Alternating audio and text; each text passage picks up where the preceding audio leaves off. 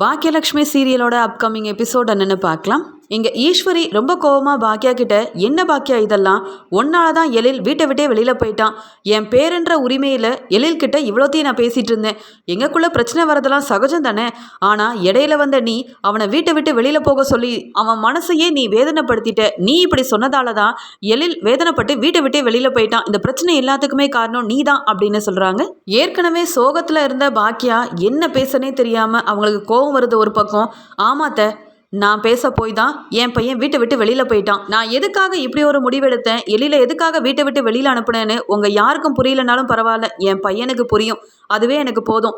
ஏன்னா நான் என்ன செஞ்சாலும் என் கூட எழில் துணையாக இருந்திருக்கான். நான் என்ன முடிவெடுத்தாலும் அது சரியாக தான் இருக்கும்னு அவனுக்கும் நல்லா தெரியும். அத்தை, இந்த குடும்பத்தை பிரிக்கணும்னு நான் என்றைக்கும் நினச்சதும் இல்லை, ஆசைப்பட்டதும் இல்லை. என் பசங்க எல்லாரும் என் கூட சந்தோஷமாக இருக்கணும், அத்தை மாமான்னு எல்லாரு கூடயும் நானும் சந்தோஷமாக இருக்கணும்னு நினச்சி தான் என்ன கஷ்டம் வந்தாலும் எல்லாத்தையும் எதிர்த்து சமாளித்து இங்கே ஹோட்டலோட ஓனராக இருந்து ஹோட்டலையும் கவனித்து வீட்டையும் பார்த்துட்ருக்கேன். ஆனால் என்னை சுற்றி இருக்க யாரும் என் மனசை புரிஞ்சிக்க மாட்டேங்கிறீங்க. அதுதான் எனக்கு ரொம்ப கஷ்டமாக இருக்குது அப்படின்னு சொல்லி இங்கே பாக்கியா அழுகிறாங்க. இங்கே நடந்த பிரச்சனையில் என் பையன் யார்கிட்டையும் அவமானப்பட்டு நிற்கக்கூடாதுன்னு தான் இப்படி ஒரு முடிவெடுத்தேன். அதையும் புரிஞ்சுக்காம இப்போ என் மேலே தான் தப்பு சொல்லிட்டு இருக்கீங்கல்ல. ஆமாத்த, நான் தான் பெரிய தப்பு பண்ணிட்டேன் அப்படின்னு பாக்கியா அழுகும்போது அங்கே வந்த ராமமூர்த்தி ஈஸ்வரி கிட்ட, போதும் ஈஸ்வரி, நீ பேசின பேச்சால் வீட்டில் வந்த பிரச்சனையே போதும், மறுபடியும் நீ பாக்கியா கிட்ட தேவையில்லாமல் இப்படிலாம் பேசிகிட்டு இருக்காத. என் மருமக பாக்கியா மேலே எந்த தப்பும் இல்லை. யாராக இருந்தாலும் இப்படி தான் முடிவெடுத்திருப்பாங்க. ஏன்னா நீ பேசின பேச்சு அப்படி. எழிலையும் அமிர்தாவையும் நிற்க வச்சு கேட்கக்கூடாத கேள்வியெல்லாம் நீ கேட்ப. அதெல்லாம் பார்த்துட்டு பாக்கியா அமைதியா இருக்கணுமா? எழிலோட பாட்டியாவே நீ இருந்திருந்தாலும் எப்படி பேசணும்னு உனக்கு பேசவே தெரியலையே. அவங்கள ரெண்டு பேரையும் கூப்பிட்டு வச்சு தனியா இந்த விஷயத்தை எடுத்து சொல்லியிருக்கலாம். இல்ல இந்த வீட்டோட மூத்தவளா இருக்கிற நீ அவங்க ரெண்டு பேருக்கும் தன்மையா புரிய வச்சிருக்கலாம். ஆனா நீ அப்படி செய்யவே இல்லையே. எழிலோட பாட்டின்னு இப்ப உரிமையா பேசுற நீ அவங்க கிட்ட பேச வேண்டிய பேச்சா பேசிட்டு இருந்த. நான் இவ்வளவோ எடுத்து சொன்னேன், இப்படியெல்லாம் பேசாத ஈஸ்வரி, நீ பாட்டுக்கு ரூமுக்கு போன. ஆனா யார் சொல் பேச்சும் கேட்காம வீட்டுல இவ்வளோ பெரிய பிரச்சனையை உண்டு பண்ணிட்டு இது எல்லாத்துக்குமே காரணம் பாக்கியான்னு சொல்ல உனக்கு எப்படிதான் மனசு வருது? தப்பெல்லாம் நீ செஞ்சுட்டு இப்ப பாக்கியாவை சொல்லிட்டு இருக்கியா? போய் ஈஸ்வரி, போய் முதல்ல வேலையை பாரு. மறுபடியும் இந்த பிரச்சனையை பற்றி பேசி இன்னும் பாக்கியாவோட மனசை வேதனைப்படுத்தாத அப்படின்னு சொல்லி ராமமூர்த்தி திட்டுறாரு. இதை பார்த்துட்டு இருந்த ஈஸ்வரி ரொம்ப கோவமா, நீங்கள் அமைதியாக இருங்க, நான் பாக்கியாட்ட தானே பேசிகிட்டு இருக்கேன். பாத்தியா பாக்கியா, நீ என்னவோ உன் பையனை வெளியில் அனுப்பிட்ட. ஆனால் இந்த பிரச்சனை எல்லாத்துக்குமே காரணம் நான் தானே வீட்டில் உள்ள எல்லாருமே நினைக்கிறாங்க. இதுக்கு தான் எழில்கிட்ட சொன்னேன், நீ வீட்டை விட்டு வெளியில் போகாத. நான் பேசின பேச்சால தான் நீயும் அமிர்தாவும் குழந்தைய தூக்கிட்டு வெளியில் போறீங்கன்னு எல்லாரும் என்னதான் தப்பாக பேசுவாங்கன்னு எடுத்து சொன்னேன். ஆனால் அவன் புரிஞ்சுக்கலையே. அமிர்தாக்காக வீட்டை விட்டு வெளியில் போறேன்னு சொல்லிட்டு போயிட்டானே. நான் பேசின பேச்சு எதையும் அவன் புரிஞ்சுக்கவும் இல்லை. பாட்டின்ற மதிப்பையும் மரியாதையும் அவங்க ரெண்டு பேருமே எனக்கு தரவே இல்லையே அப்படின்னு சொல்லி இங்க ஈஸ்வரி ரொம்ப வருத்தப்பட்டு கண்ணீர் வடிக்கிறாங்க. இதை பார்த்த தாத்தாவும், இப்ப அழுது என்ன பிரயோஜனம்? பேசுறதுக்கு முன்னாடியே உனக்கு தெரிஞ்சிருக்கணும், எழில் கிட்டையும் அமிர்தா கிட்டையும் இப்படிலாம் பேசக்கூடாது, நம்ம பேசினா பிரச்சனை வரும்னு தெரிஞ்சு கொஞ்சம் நீ அமைதியா இருந்திருந்தா இப்படிலாம் நடந்திருக்காதே. நீ செஞ்ச செயலால வீட்டில் உள்ள எல்லாருமே எப்படி மன வேதனையில இருக்கோன்னு பார்த்துட்டு தானே இருக்க ஈஸ்வரி. இப்ப நீ அழுதோ இல்ல புலம்பியோ எந்த பிரயோஜனமும் இல்லை. அதான் எழில் அமிர்தாவையும் நிலாவையும் கூட்டிட்டு அவன் தான் கிளம்பிட்டான்ல. இனி நீ நினைச்ச மாதிரியே எல்லாம் இந்த வீட்டில் நடக்கும். ஆனாலும் நீ இனிமேல் இப்படி பேசுற வேலையெல்லாம் வச்சுக்காத, நல்லா போய் ரெஸ்ட் எடு. அதான் நீ நினைச்சது எல்லாமே நடந்து போச்சுல்ல அப்படின்னு திட்டிட்டு இருக்காரு. உடனே ஈஸ்வரி அழுதுகிட்டே, ஆமாங்க ஆமா, எல்லா தப்பும் என்னுடையதுதான், யாருக்கும் நல்லது சொல்லணும்னு நினைக்கவே கூடாது போல. நான் சொன்னது எல்லாமே தப்புன்னு இப்போ எல்லாரும் என்ன திட்ட ஆரம்பிச்சிட்டிங்கல்ல அப்படின்னு சொல்லி அழுதுகிட்டே ரூமுக்கு போயிடுறாங்க. இங்கே அழுதுட்டு நிற்கிற பாக்கியா கிட்ட ராமமூர்த்தி பேசுகிறாரு. நீ கவலைப்படாத பாக்கியா, இனியாவது எல்லாம் நல்லதாக நடக்கும். நீ நினச்ச மாதிரியே எழில் கண்டிப்பாக பெரிய லெவலில் சாதிச்சு காட்ட தான் போகிறான். நம்ம வீட்டுக்கு மறுபடியும் நிலாவையும் கூட்டிகிட்டு திரும்பி வரதான் போகிறான். நீ எதுக்காக இப்படிப்பட்ட முடிவெடுத்தன்னு எனக்கு நல்லாவே தெரியும். எழில் மேலே எவ்வளோ பாசம் வச்சிருக்கேனோ எனக்கு தெரியும். இந்த ஈஸ்வரியோட வாயை இத்தனை வருஷம் ஆகியும் என்னால் அடக்க முடியலையே. அதனால தான் வீட்டில் பிரச்சனைக்கு மேலே பிரச்சனை வந்து இருக்கு. இனியாவது இந்த ஈஸ்வரி திருந்துறாளான்னு பார்ப்போம் அப்படின்னு சொல்லிட்டு மனவேதனையில தாத்தாவும் அங்கிருந்து போறாரு. வேதனைப்பட்டு அழுதுட்டு இருந்த பாக்கியாவுக்கு ஒரு பக்கம் செழியன், ஜெனி, செல்வின்னு எல்லாருமே ஆறுதல் சொல்லிட்டு இருக்காங்க. செல்வி பாக்கியா கிட்ட, என்னதான் இருந்தாலும் உன் மாமியார் இப்படியெல்லாம் பேசியிருக்க கூடாதுக்கா. ஆனா நீ எழில் தம்பியை வீட்டை விட்டு வெளியில போக சொல்வேன்னாலாம் நினைச்சே பார்க்கல. உன் மாமியாரை நீ திட்டுவ, மாமியார் மேலே கோவப்படுவேன்னு பார்த்தா தப்பே செய்யாத எழில் மேலேயும் அமிர்தா மேலேயும் கோவப்பட்டு வெளியில் அனுப்பிட்டியேக்கா.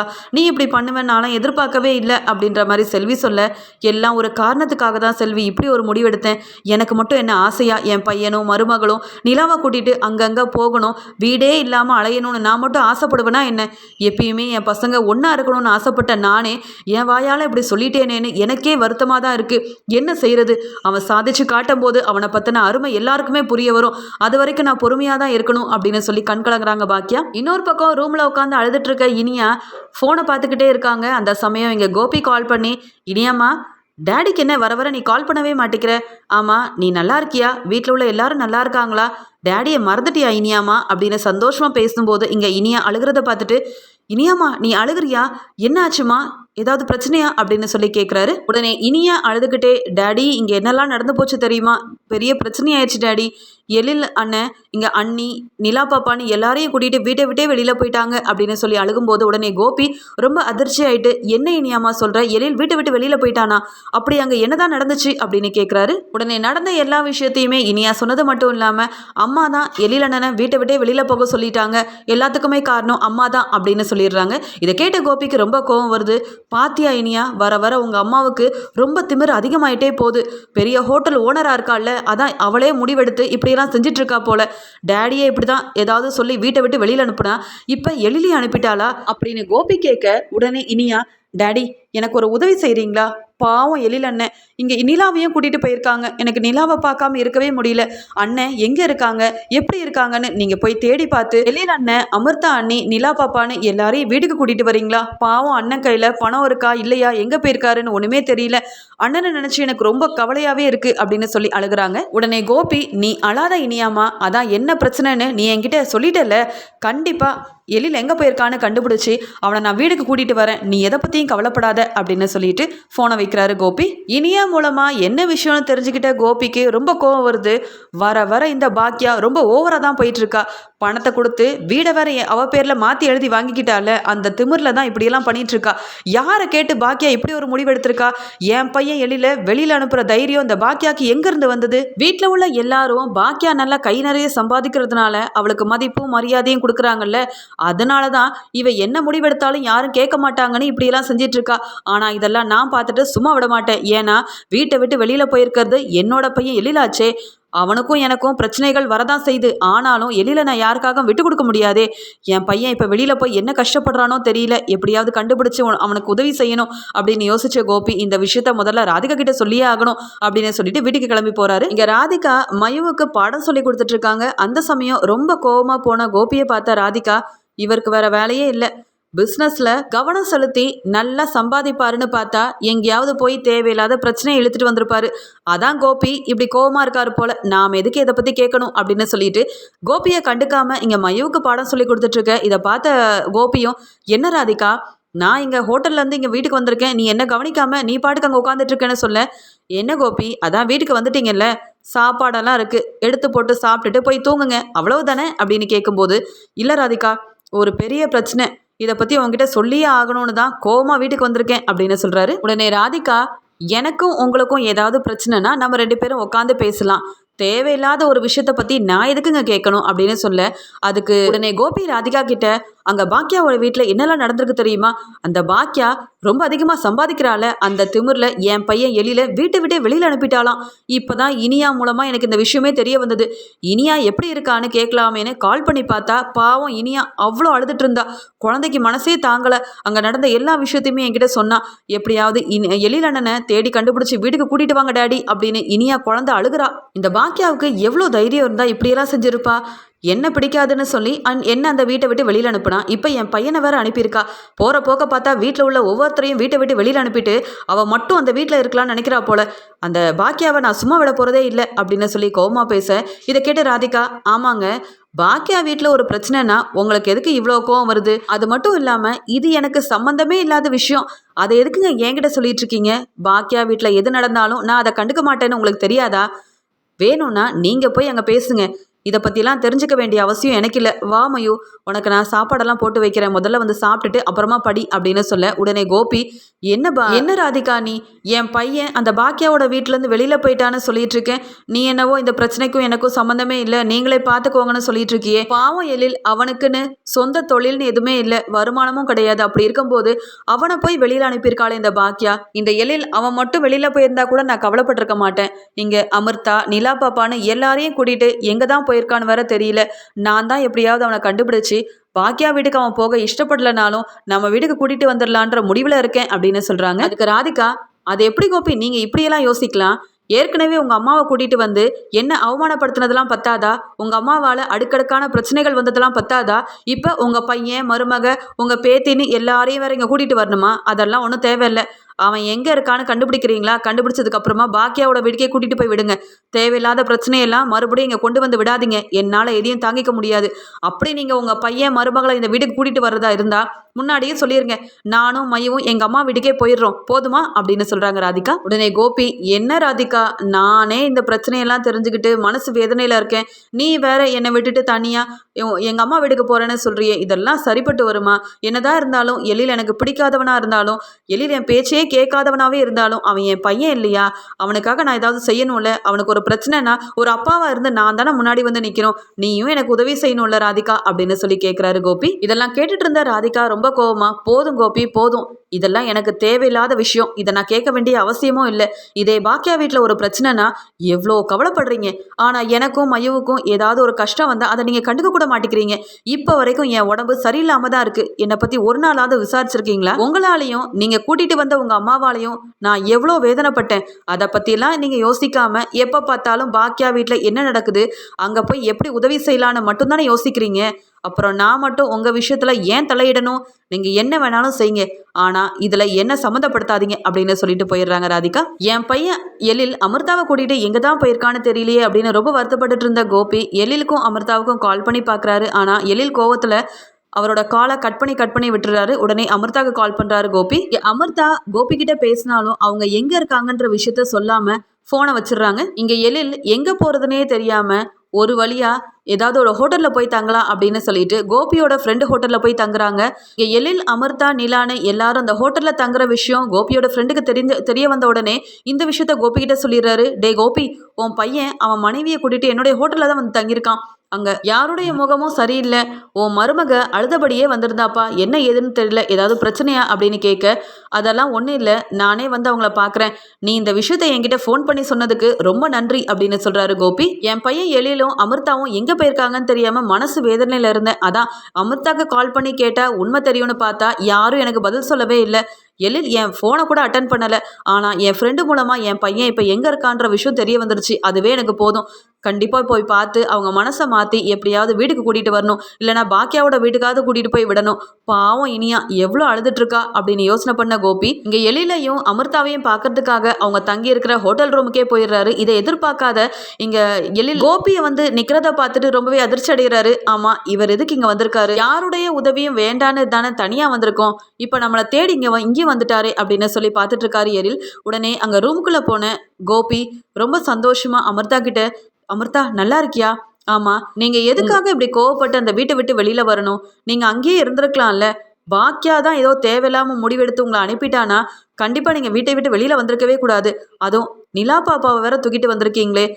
இன்னும் இந்த ரூமில் நீங்கள் எத்தனை நாள் தான் தங்க முடியும்? ஏன் இப்படி ஒரு முடிவெடுத்தீங்க அப்படின்னு கேட்குறாரு கோபி. அதுக்கு எழில் கோபி கிட்ட, எங்களுக்கு எது சரின்னு படுதோ அதை செஞ்சுருக்கோம். அதில் நீங்கள் எதுக்கு தலையிடுறீங்க? ஆமாம், எங்களை தேடி எதுக்கு நீங்கள் இங்கே வரைக்கும் வந்திருக்கீங்க? யாரும் வேண்டான்னு சொல்லி தானே தனியாக வந்திருக்கோம். முதல்ல இங்கேருந்து கிளம்புங்க அப்படின்னு சொல்கிறாரு எழில். அது கோபி, நீ வேணும்னா என்னை அப்பானே நினைக்காம இருக்கலாம். ஆனாலும் என் பையன் எழிலுக்கு ஒரு பிரச்சனைனா அதை என்னால் தாங்கிக்க முடியலையே. உங்களெல்லாம் தள்ளி வச்சு என்னால் பார்க்க முடியலையே. ஏன்னா நீ என்னோட பையனா போயிட்ட அப்படின்னு சொல்லிட்டு வாங்கிட்டு போன சாக்லேட் எல்லாத்தையுமே இங்கே நிலா கிட்ட எடுத்து கொடுக்க, எல்லாத்தையுமே பார்த்துட்டு இருக்க அமிர்தா எதுவுமே பேச முடியாமல் கண் கலங்கி போய் இருக்காங்க. உடனே கோபி இங்கே பாக்கியா மேலே இருக்க கோவத்தில் இங்கே எழில் கிட்ட, ஏண்டா எழில், எனக்கு அம்மா தான் பிடிக்கும்னு அம்மான்னு அந்த பாக்கியா சொல்கிற எல்லாத்தையுமே கேட்டுட்டு இருந்தியே. இப்போ பாத்தியா, உன்னையும் வீட்டை விட்டு வெளியில் அனுப்பிட்டா. அவள் தான் அப்படி ஒரு முடிவெடுக்கிறானா?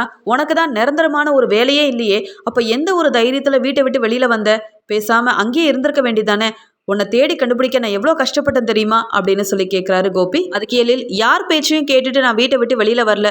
அங்கே இருந்தால் இனி எனக்கு சரிப்பட்டு வராதுன்னு நினச்சி தான் நான் என் மனைவியை கூட்டிட்டு வீட்டை விட்டு வெளியில் வந்துட்டேன். ஆமாம், இதெல்லாம் நீங்கள் எதுக்கு கேட்டு தெரிஞ்சுக்கிறீங்க? அதான் நாங்கள் யாருமே வேண்டான்னு வேற கல்யாணம் பண்ணிட்டு போனீங்கல்ல, அப்போ எங்களை பற்றி நீங்கள் யோசிக்கவே இல்லையா? அப்போ உங்களுக்கு நான் பையனா கண்ணுக்கு தெரியவே இல்லையா?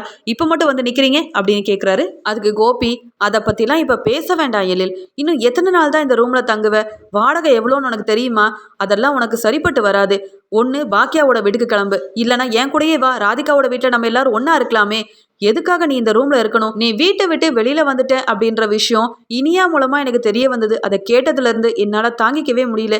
என் பையன் அவ்வளோ பெரிய வீட்டை விட்டுட்டு ஒரு ரூம்ல வந்து தங்கியிருக்கானா அப்படின்னு சொல்லி மன வேதனையில தான் உங்களை பார்க்கறதுக்கு வந்தேன். நீ என்னை பத்தி என்ன நினைச்சாலும் பரவாயில்ல, என்னை அப்பான்னு கூப்பிடலனா கூட பரவாயில்ல, ஆனாலும் இந்த விஷயத்துல என் சொல் பேச்சை கேளு அப்படின்னு சொல்றாரு கோபி. ஆனா எழில் நான் யார் பேச்சையும் கேட்க தயாராகவே இல்லை. நான் சாதிக்க வேண்டியது எல்லாத்தையுமே சாதிச்சுட்டு, அதான் நீங்கள் சொன்னீங்களே நிரந்தரமான வேலை இல்லைன்னு, அப்படி ஒரு வேலை கிடைச்சதுக்கு அப்புறமா தான் எல்லாரும் மனசு மாறி என்னை வந்து கூப்பிடுவாங்க. அந்த சமயம் நானும் சந்தோஷமாக அந்த வீட்டுக்கு போக தயாராக இருக்கேன். அதுக்கு முன்னாடி யாரையும் பார்க்கவும் விரும்பல, அந்த வீட்டுக்கு நான் வரவும் இஷ்டப்படலை அப்படின்னு சொல்லிடுறாரு. உடனே கோபி, இப்பயாவது அந்த பாக்கியாவை பற்றி நீங்களாம் புரிஞ்சுக்கிட்டீங்களா? வீட்டில் உள்ள எல்லாத்தையுமே ஒவ்வொருத்தராக வெளியில் அனுப்பிட்டு அவள் மட்டும் அந்த பெரிய வீட்டில் சந்தோஷமாக இருக்கலான்னு ஆசைப்படுறா போல, அதான் இப்படியெல்லாம் செஞ்சிட்டு இருக்கா. சம்பாதிக்கிற திமிரு அந்த பாக்கியாவுக்கு, அவளை நான் விடவே மாட்டேன், என் பையனையே வெளியில் அனுப்பிட்டால அப்படின்னு சொல்லி கோவப்படுறாரு. இங்கே எழில் பாக்கியாவை விட்டு கொடுக்காம கோபிக்கிட்ட பேசுறது மட்டும் இல்லாமல், என் அம்மாவை பற்றி என் முன்னாடியே தப்பாக பேசாதீங்க, யாருடைய உதவியும் எனக்கு வேண்டாம், என் பொண்ணு என்னோட பொண்டாட்டின்னு எல்லாரையும் பார்த்துக்க என்னால் முடியும், சீக்கிரமாகவே ஒரு சின்ன வீடாக நாங்கள் வந்து வாடகைக்கு எடுக்க போகிறோம், அதில் நாங்கள் சந்தோஷமாக வாழ தான் போகிறோம், அது மட்டும் இல்லை எங்களுக்கு நிரந்தரமான வேலையே இல்லைன்னு சொல்லி காட்டுற எல்லாரும் முன்னாடியும் நானும் நல்லா வாழ்ந்து காட்ட தான் போகிறேன், அப்புறமா குடும்பமாக ஒன்று சேர்ந்துக்கிறோம், இப்போ நீங்கள் கிளம்புங்க அப்படின்னு சொல்லி அங்கேருந்து அனுப்பிடுறாரு. கோபிக்கு பாக்கியா மேலே ரொம்ப கோபமாக இருக்குது. இந்த எழில் என்னதான் ஆனாலும் பாக்கியாவை விட்டு கொடுக்காமல பேசிகிட்டு இருக்கா. அந்த பாக்கியா எழிலோட மனசை புரிஞ்சுக்காம வீட்டை விட்டு வெளியில் அனுப்பினாலும் எல்லாரும் பாக்கியாவை தான் தலையில் தூக்கி வச்சு கொண்டாடிட்டு இருக்காங்க. வீட்டுக்கு போய் பாக்கியா கிட்ட பேசலாமே நினச்சாலும் யாரும் என்னை வீட்டுக்குள்ளேயும் விட மாட்டாங்க. ஆனால் பாக்கியாவை மட்டும் பார்த்தேன், அவளை உண்டு இல்லைன்னு பண்ணிடுவேன் அப்படின்னு பாக்கியா மேலே ரொம்ப கோவத்தில் இருக்காரு கோபி. என் பையன் எழில்கிட்ட பேசி மனசை மாற்றி எப்படியாவது பாக்கியாவோட வீட்டில் கூட்டிகிட்டு போய் விட்டுறலாம், இல்லை என் வீட்டுக்கே கூட்டிகிட்டு வரலான்னு பார்த்தா அவன் நான் என்ன சொன்னாலும் கேட்க மாட்டேங்கிறானே அப்படின்ற மாதிரி யோசனை பண்ணிக்கிட்டே வீட்டுக்குள்ளே போக இதை பார்த்த ராதிகா, என்ன கோபி ஒரே யோசனையாக வரீங்க, உங்கள் பையன் எழில பார்த்துட்டீங்களா, நீங்கள் போன உடனே உங்களுக்கு ரொம்ப மரியாதை கொடுத்துருப்பானே அப்படி தானே கோபி அப்படின்னு சொல்ல, அவன் மரியாதை கொடுக்கணும்னு எதிர்பார்த்தலாம் நாங்கள் போகவே இல்லை, அவன் கஷ்டப்பட்டு நிற்கும் போது உதவி செய்யலாமேன்னு போனேன், ஆனால் எதுவும் வேண்டாம் நீங்கள் பாட்டுக்கு போங்கன்னு சொல்லிட்டான்.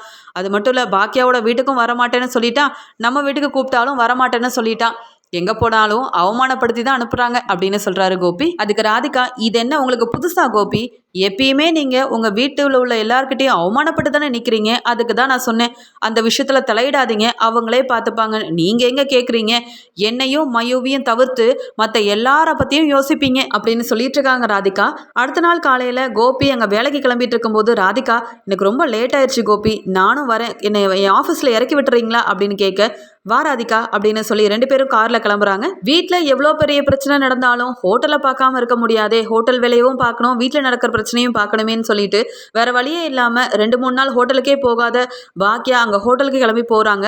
இங்கே ஆஃபீஸ்க்கு போகிற வழியில் பாக்கியா வரதை பார்த்த ராதிகா உடனே கோபி கிட்ட, பார்த்தீங்களா கோபி, நீங்கள் தான் உங்கள் பசங்களை பற்றி யோசனை பண்ணிட்டு இருக்கீங்க, அங்கே இங்கேன்னு அலைஞ்சிட்டு இருக்கீங்க, ஆனால் பாக்கியா அவங்க வேலையில் எவ்வளோ சரியாக இருக்காங்கன்னு, வீட்டில் பெரிய பிரச்சனையே நடந்தாலும் அவங்க வேலையில் கரெக்டாக இருக்காங்க, ஆனால் நீங்கள் அப்படி இல்லையே, பையனுக்கு என்ன ஆச்சோ ஏதாச்சோன்னு பதட்டத்தில் ஒழுங்காக வேலையெல்லாம் செய்ய மாட்டேங்கிறீங்க கோபி அப்படின்னு சொல்ல, ஓஹோ அந்த பாக்கியா வராளா அப்படின்னு ஏற்கனவே பாக்கியா மேலே இருந்த கோவத்தில் இருந்த கோபி எங்கள் காரை ஓரமாக நிப்பாட்டுறாரு. உடனே ராதிகா, என்ன கோபி எங்கே போகிறீங்க, அந்த பாக்கியா கிட்ட பேசுறதுக்காக நீங்கள் எதுக்கு போகிறீங்க அப்படின்னு சொல்ல, அந்த பாக்கியா தேவையில்லாத வேலையெல்லாம் செஞ்சிட்ருக்கா, அதான் என்ன ஏதுன்னு நான் கேட்கணும் அப்படின்னு சொல்லிட்டு கோவமாக பாக்கியாவை பார்க்கறதுக்காக போகிறாரு கோபி. இங்கே கோவமாக போன கோபி பாக்கியா கிட்ட, என்ன பாக்கியா மேடம் ரொம்ப சந்தோஷமாக இருக்கீங்களா, முதல்ல என்ன இந்த வீட்டை விட்டு வெளியில் அனுப்புனீங்க, இப்போ உங்கள் பையனும் வெளியில் போயிட்டான், ஒருத்தரை மாற்றி ஒருத்தர் ஏதாவது ஒரு பிரச்சனை பண்ணி வெளியில் அனுப்புனதுக்கு அப்புறமா அந்த பெரிய வீட்டில் நீங்கள் மட்டும் சந்தோஷமாக இருக்கலான்னு பார்க்குறீங்களா, விடமாட்டேன் பாக்கியா, அப்படி நீ சந்தோஷமா இருக்க நான் விடவே மாட்டேன் அப்படின்னு சொல்றாரு. இங்க பாக்கியா கோவமா,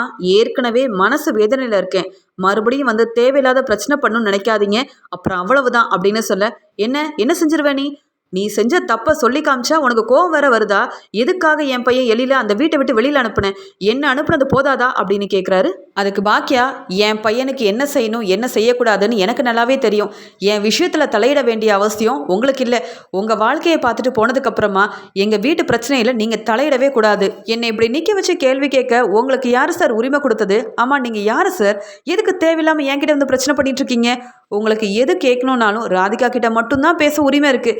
என்கிட்டலாம் வந்து கேள்வி கேட்க உங்களுக்கு தகுதியும் இல்லை, உரிமை இல்லை. முதல்ல இங்கேருந்து கிளம்புங்க அப்படின்னு சொல்கிறாங்க பாக்கியா. அதுக்கு கோபி, என்ன பாக்கியா சம்பாதிக்கிற திமிரில் பேசுறியா? நீ சம்பாதிக்கிற திமிரில் தானே வீட்டில் உள்ள எல்லாரையும் கைக்குள்ளே போட்டுக்கிட்டு என்ன அந்த வீட்டுக்குள்ளேயே வரவிடாமல் பண்ணியிருக்க.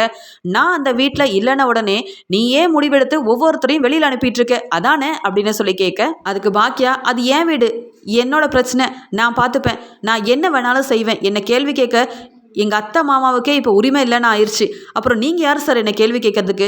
முதல்ல தள்ளிப்போங்க, இல்லை அவ்வளவுதான். இன்னும் தேவையில்லாமல் கேள்வி கேட்டு என்னை கோவப்படுத்தி பார்த்தீங்க, அப்புறம் நான் உங்களை பலார்னு 2 வைக்க வேண்டியதாக போயிடும். ஒழுங்கா ஒதுங்கி போங்க சார். உங்கள் வேலையை முதல்ல ஒழுங்காக பாருங்க.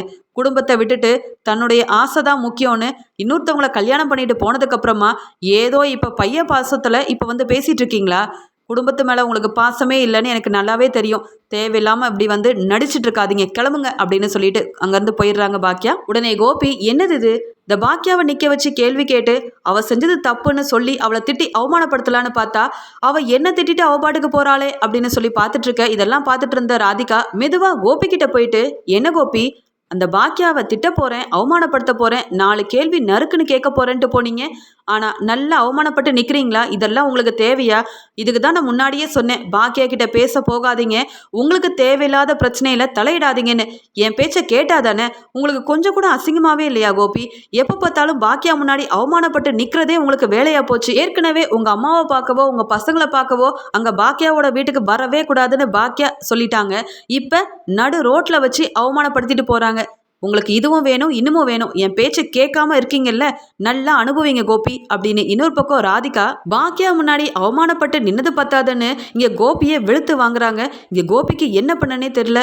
என் பையன் எழிலுக்காக இந்த பாக்கியா கிட்ட பேச போனா அவ என்னவோ என்னை திட்டிட்டு போறா, நான் பாக்கியா கிட்ட பேச போறேன்னு இந்த ராதிகா நடு ரோட்ல வச்சு என்னை அவமானப்படுத்துறாளே அப்படின்னு சொல்லி கண் கலங்கி போய் நிற்கிறாரு.